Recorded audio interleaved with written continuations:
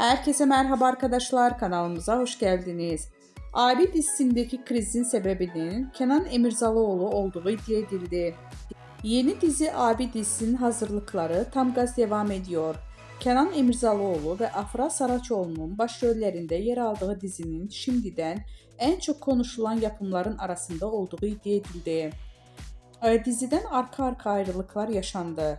Yönetmen, senarist ve görüntü yönetmeninin ayrıldığı dizideki krizin sebebi merak edilirken, Mehmet Üskündar'ın bunun sebebinin Kenan Emirzalıoğlu olduğunu ifade etti.